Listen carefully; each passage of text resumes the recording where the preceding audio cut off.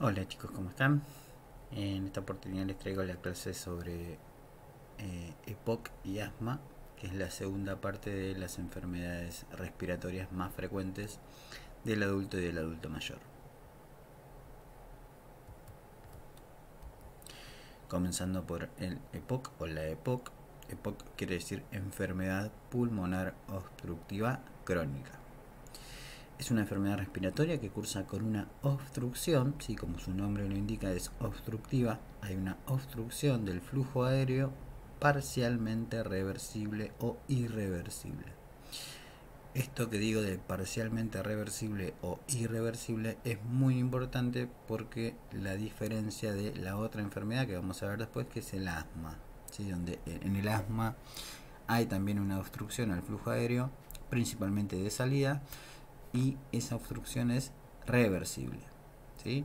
Acá en la EPOC la obstrucción es irreversible o parcialmente reversible. La limitación es progresiva y está asociada a una respuesta inflamatoria. Que sea progresiva quiere decir que a medida que pasa el tiempo la enfermedad va empeorando, ¿sí? Y obviamente los signos y síntomas que va a tener el paciente también cada vez van a ser más presentes. Cuando hablamos de EPOC, decimos que abarca dos enfermedades particulares, que son la bronquitis crónica por un lado y el enfisema por el otro, ¿sí? Dentro de EPOC tenemos a la bronquitis crónica y al enfisema. Una persona que tenga bronquitis crónica es una EPOC y una persona que tenga enfisema también está dentro de EPOC. Son dos enfermedades totalmente diferentes, ¿sí? La bronquitis crónica se caracteriza y se define, mejor dicho, por la clínica, ¿sí? Tiene una definición que es clínica. Decimos que una persona tiene bronquitis crónica cuando tiene tos y expectoración no productiva durante 3 meses en 2 años consecutivos. En cambio, el enfisema se define desde el punto de vista anatomopatológico. ¿Sí? Se toma una muestra, se toma una biopsia, se mira el microscopio y ahí lo que se ve es una destrucción de las paredes alveolares sin fibrosis. ¿Sí? Son dos enfermedades diferentes, pero que ambas están incluidas dentro de EPOC. Acá tenemos, fíjense, este es un bronquio normal, ¿sí? ¿Se acuerdan de la tráquea que se dividía en un bronquio fuente o principal izquierdo y uno derecho? Si lo vemos, hacemos un corte de un bronquio y lo vemos, esta es la pared del bronquio normal, ¿sí? Tiene una capa muscular, que es lo que se contrae y se relaja, aumentando y achicando el diámetro del bronquio, y tiene un epitelio, principalmente es cilíndrico, pseudoestratificado, ciliado, que muchas veces es productor de moco. Cuando hay inflamación y exceso de moco, ¿sí? Hablamos de bronquitis crónica, ¿sí? Fíjense, esto es lo normal y esto es cuando tiene bronquitis crónica, la diferencia importante que hay, y fíjense cómo se tapa la luz del bronquio, que es por donde tiene que pasar el aire, ¿sí? Acá el espacio está muy reducido y obviamente hay una obstrucción al flujo aéreo. Y en el enfisema, fíjense que tenemos un saco de alvéolos sanos. ¿Se acuerdan de los alvéolos? Que eran la unidad anatomofuncional de los pulmones, donde se producía el intercambio de gases, la hematosis. Fíjense que eran como una serie de saquitos, ¿sí? Y acá, en este caso, las paredes de esos saquitos están rotos, están destruidos, y acá donde queda atrapado el aire y no puede salir, ¿sí? Esta es la bronquitis crónica y este es el enfisema. En cuanto a la epidemiología, fíjense, alrededor de un 10% de los varones y un 8% de las mujeres en todas las edades. Obviamente la EPOC es muy frecuente en adultos y adultos mayores y es prácticamente infrecuente en niños. Hay un tipo particular de EPOC, de enfisema, que se debe a una alteración genética, ¿sí? Que es, hay una enzima que falta, que es la alfa-1 antitripsina, y eso puede dar a cuadros de EPOC en personas más jóvenes, pero es bastante infrecuente. Lo más frecuente es que se dé en adultos y adultos mayores, ¿sí? 10% de los varones y 8% en las mujeres, un poquito más en varones. Cuarta causa de mortalidad a nivel mundial, y generalmente se da en población con nivel socioeconómico bajo.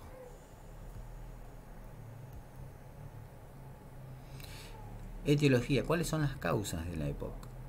Bueno, obviamente contamos con factores de riesgo, como para todas las enfermedades crónicas no transmisibles, y el principal factor de riesgo, sin lugar a dudas, es el tabaquismo, ¿sí? Por eso se los puse en mayúscula, en negrita y subrayado, ¿sí? Que quede claro esto, el principal factor de riesgo es el tabaquismo. Luego tenemos otros contaminantes ambientales, por eso también es más frecuente en zonas urbanas, donde hay mucha contaminación ambiental, y del aire sobre todo. Exposición ocupacional, ¿sí? Personas que trabajan en, por ejemplo, en contacto con sustancias que producen una irritación de la vía aérea. Infecciones de la vía aérea en la infancia y bajo peso al nacer. Y factores genéticos, ¿sí? Como les dije, la alteración genética que produce un déficit de una enzima que se llama alfa-1 antitripsina es una causa de EPOC. Infrecuente, pero es una causa al fin. ¿Cómo se produce la EPOC? Bueno, hay una respuesta inflamatoria descontrolada, hay un aumento de las células caliciformes, que son las células encargadas de producir ese moco, hay una metaplasia escamosa, ¿sí? El epitelio, que es cilíndrico, es modificado, es cambiado, es reemplazado por uno plano, hay destrucción, si se rompen los bronquios, y hay fibrosis y engrosamiento de la pared vascular pulmonar. Esto es importante porque luego va a producir la hipertensión pulmonar. Entonces esto va a generar una limitación del flujo de aire, atrapamiento de aire a nivel de los pulmones, alteración en el intercambio de gases. En definitiva es lo que nos importa, porque estas personas no pueden realizar adecuadamente la hematosis, ese intercambio de gases, y la hipertensión pulmonar que les mencionaba anteriormente. ¿Cuáles son las manifestaciones clínicas más importantes? La tos, la expectoración, la disnea, ¿sí? Y puede haber también hemoptisis, que es esputo de sangre, ¿sí? El paciente escupe sangre. Astenia, es decir, cansancio, anorexia, pérdida de apetito, pérdida de peso, ansiedad y depresión. En esta imagen lo que intento representar es las diferencias entre la bronquitis crónica y el enfisema. Fíjense a este paciente, que es un paciente que tiene sobrepeso o obesidad, que está sentado, que tiene un pañuelo con moco en la mano, que tiene una coloración azulada y que en la otra mano tiene un cigarrillo. Este es el paciente típico de la bronquitis crónica, ¿sí? Se lo llama paciente azul abotargado. Y en cambio, este paciente, que es una persona que está de pie, que es delgada, ¿sí? Que tiene una piel rosada, una coloración rosada de la piel, que tiene la boca abierta, que respira con la boca abierta y que también tiene el cigarrillo en su mano, es el típico paciente con enfisema, que se lo llama soplador rosado. Obviamente que tienen los dos en común el cigarrillo, ¿sí? Como principal factor de riesgo para desarrollar cualquiera de las dos enfermedades. Este es el paciente típico del enfisema y este es el paciente típico de la bronquitis crónica. Acá vemos una radiografía de tórax, donde lo que se ve es mucho aire en los pulmones porque queda atrapado a nivel pulmonar, ¿sí? ¿Cómo se hace el diagnóstico? Obviamente se tiene en cuenta la anamnesis, o sea, el interrogatorio, el examen físico, donde se ponen de manifiesto las manifestaciones clínicas, y la prueba que se realiza como método complementario y que nos determina el diagnóstico es la espirometría. ¿Sí? La espirometría es un estudio donde el paciente tiene que primero retener el aire, luego soplar a través de este dispositivo. Obviamente esto es un dispositivo más moderno, ¿sí? Que a través de una computadora que tiene un software que después me va a dar todos los resultados, pero antiguamente se hacía con incluso tambores con agua, ¿sí? Era un poquito más complejo. Hoy en día el dispositivo es este dispositivo muy pequeñito, es como si fuera un control de alcoholemia, donde el paciente tiene un tubo de cartón, obviamente que es descartable, ¿sí? Uno para cada paciente, y el paciente tiene que soplar por ese tubo y la máquina va a detectar todos los valores necesarios para realizar el diagnóstico o no de alguna alteración respiratoria. Hay algunos valores importantes que se determinan a través de este estudio, como el BEF1, que es el volumen expiratorio forzado en el primer segundo, y la relación BEF1-CBF, que es capacidad vital forzada, que es el índice de tífeno, que lo normal es que sea igual o mayor a 0.7. ¿Sí? No importa estos valores, no los tienen por qué saber, sí saber que para el diagnóstico es necesario realizar una espirometría. La máquina, la computadora, me saca estas curvas, ¿sí? Que me dan el tipo de patrón, si es un patrón obstructivo, hablamos de un EPOC, o un patrón restrictivo, ¿sí? Que hablamos de otro tipo de enfermedades. Se clasifica en estadios, ¿sí? Tenemos un estadio leve, uno moderado, uno grave y uno muy grave. Obviamente va a tener que ver con el grado de obstrucción, ¿sí? Y los signos y síntomas y limitaciones que tenga el paciente. Cuanto más signos y síntomas, más obstrucción y más limitación en la actividad física tenga, va a ser más grave el EPOC, ¿sí?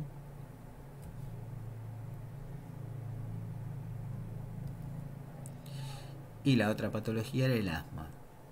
¿Sí? El asma es una enfermedad inflamatoria crónica de las vías aéreas caracterizada por una hiperreactividad bronquial ante varios estímulos que determinan una obstrucción reversible. ¿Sí? Y acá está la principal diferencia con el EPOC, que es reversible esta obstrucción al flujo de aire y que tiene una intensidad variable. Entonces, cosas para resaltar de la definición. ¿Qué es una enfermedad inflamatoria crónica? Que hay una hiperreactividad bronquial. ¿Esto qué quiere decir? Que el árbol bronquial de un asmático reacciona de forma exagerada a determinados estímulos. ¿Sí? Normalmente, si nosotros nos exponemos a alguna sustancia que produce una irritación en la vía aérea para protegerse lo que va a hacer es contraerse, tratar de cerrarse, ¿sí? Para evitar que esa sustancia tóxica penetre, entre más profundo en la vía aérea. En el asmático, esa respuesta, esa contracción y ese cierre de la vía aérea se produce de una manera más exagerada, más intensa. Y eso es lo que da la obstrucción importante del asmático. Pero, como característica importante, esa obstrucción es reversible, ¿sí?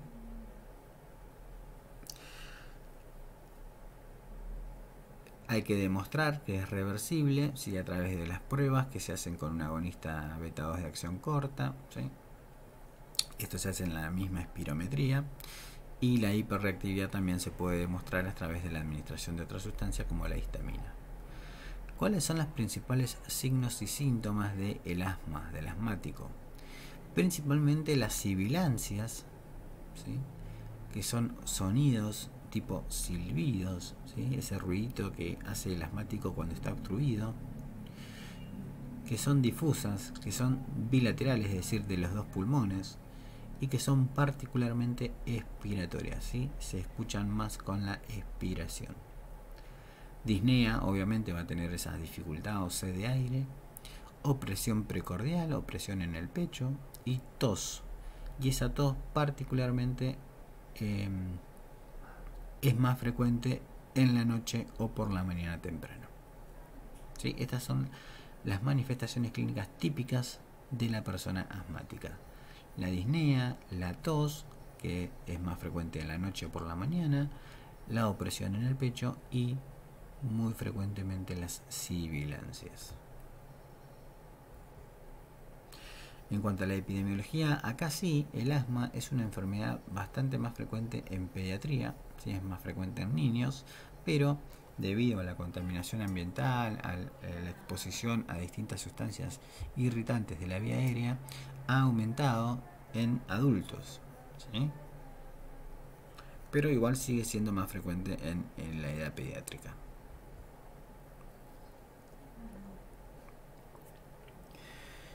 ¿Cuáles son los factores de riesgo?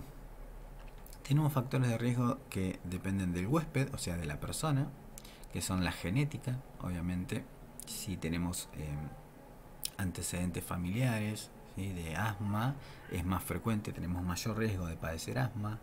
La obesidad y el sexo, como dijimos, en varones predomina, en la infancia predomina en varones y a la edad adulta en mujeres, ¿sí?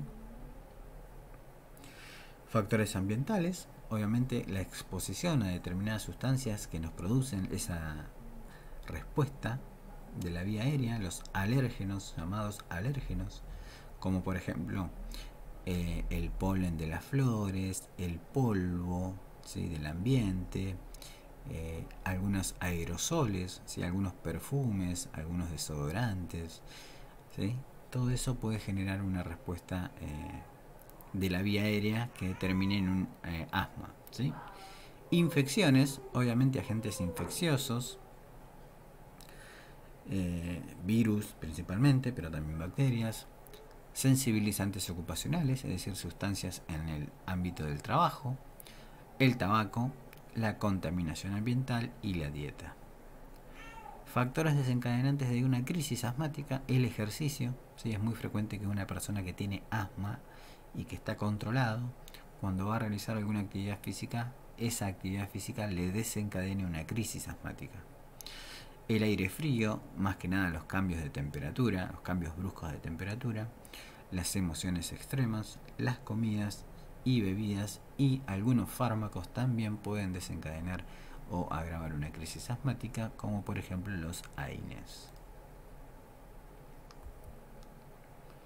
¿Qué pasa en el asma? ¿Por qué se produce el asma o cómo se produce el asma? Bueno, como dijimos, es una enfermedad inflamatoria, por lo tanto hay una respuesta inflamatoria muy importante, donde participan la gran mayoría de los glóbulos blancos, ¿sí? Recuerden que los glóbulos blancos de la sangre eran los encargados de la respuesta inflamatoria y la respuesta inmunológica. Y hay una alta producción de inmunoglobulina E. Hay una hipersecreción de moco, mucho moco, hay broncoconstricción y también hay edema de la pared bronquial. Fíjense, acá tenemos un bronquio normal, esto es normal, la vía aérea está bien libre, ¿sí? Por acá puede fluir el aire libremente.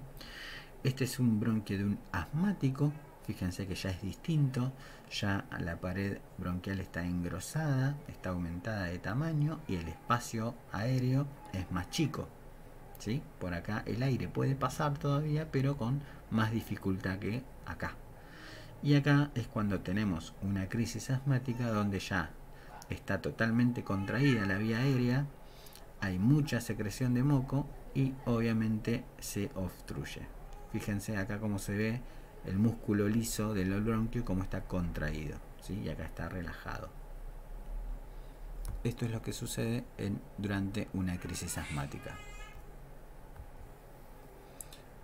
Entonces dijimos, la clínica era la tríada clásica de disnea, sibilancias y tos, que la tos era predominantemente nocturna o matinal, sí, por la mañana, y a esto puede agregarse la opresión torácica y una tos que sea escasamente productiva. Pero la tríada clásica, los tres más importantes característicos del asmático son la disnea, las sibilancias y la tos. Estos aparecen de manera paroxística, es decir, en episodios de forma brusca, y en el intermedio de esos episodios el paciente está libre de manifestaciones clínicas, ¿sí? Normalmente el paciente asmático tiene una vida bastante normal, pero cuando aparecen los episodios asmáticos es cuando se complica con estos signos y síntomas. El diagnóstico se hace igual que para el EPOC, a través de la anamnesis y el examen físico, manifestaciones clínicas, y la prueba espirométrica es también diagnóstica para el asma.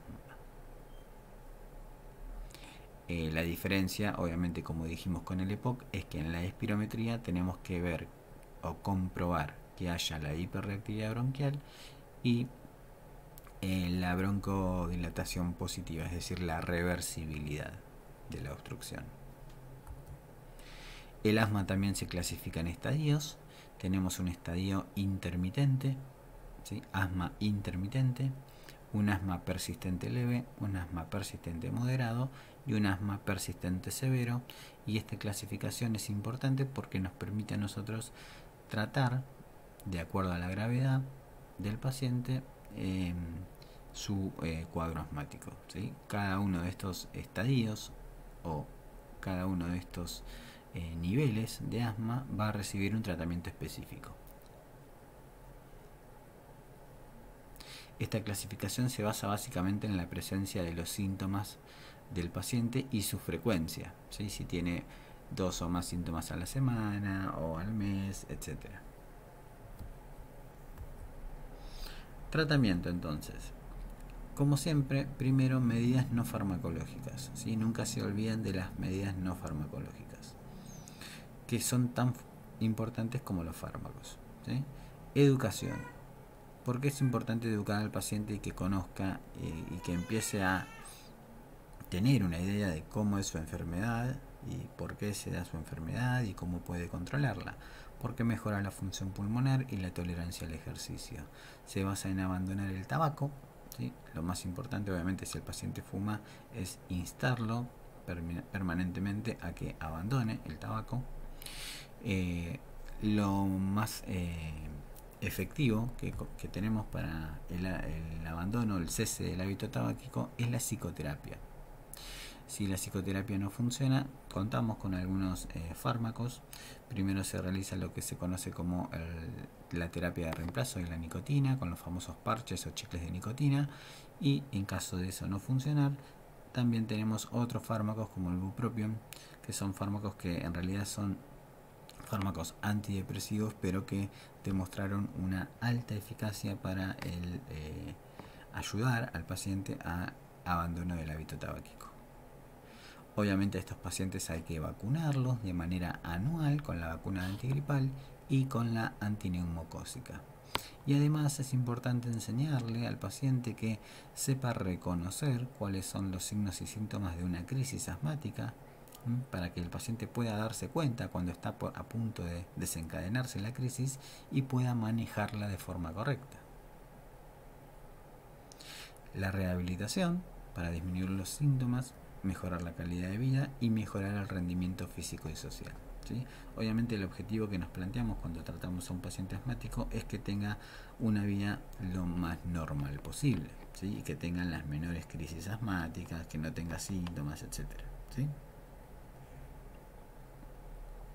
Por eso hablamos de mejorar la calidad de vida del paciente y mejorar su rendimiento físico y social. Y luego sí tenemos los fármacos, que bueno, estos ya los vimos cuando hablamos de farmacología, así que acá solamente los vamos a nombrar. Tenemos fármacos broncodilatadores como los beta-2 agonistas, beta-2 agonistas adrenérgicos, y anticolinérgicos o antimuscarínicos, que tenemos de acción corta y de acción larga. Obviamente los de acción corta me van a servir para el episodio agudo, para la crisis, y los de acción larga obviamente van a ser a largo plazo. Las teofilinas, ¿sí? las aminofilinas, las teofilinas, que hoy en día prácticamente están en desuso, solamente se reservan para cuadros graves de crisis asmática.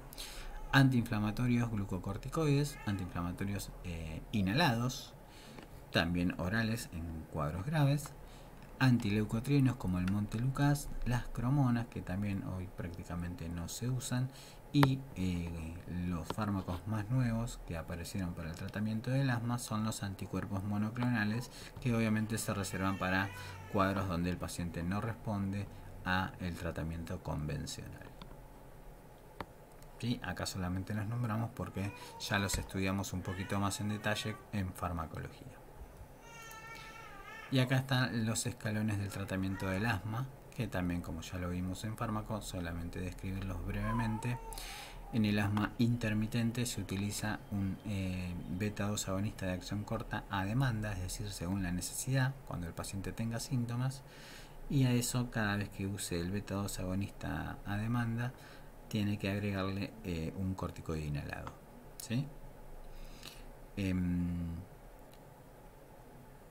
Y también últimamente se vio que en este estadio era útil la asociación de un corticoide inhalado con un beta-2 agonista de acción larga. En el asma intermitente leve, al tratamiento anterior le agregábamos el corticoide inhalado reglado, acá sí, todos los días, 2 veces por día, no a demanda. En el asma intermitente moderado se le agregaba un beta-2 agonista de acción prolongada junto con el corticoide inhalado a dosis bajas. Y en el asma severo, bueno, ya teníamos distintas alternativas, podíamos aumentar las dosis del corticoide o agregar un tercer fármaco como el tiotropio, que es un anticolinérgico de acción prolongada, ¿sí? O agregar el antileucotrienos, el Montelukast, ¿sí? Todo depende de cada paciente en particular. Y el último estadio, lo último que teníamos eran los corticoides orales, en caso de no respuesta, corticoides por vía oral, o también los anticuerpos monoclonales como el omalizumab. Bien, hasta aquí entonces asma y EPOC.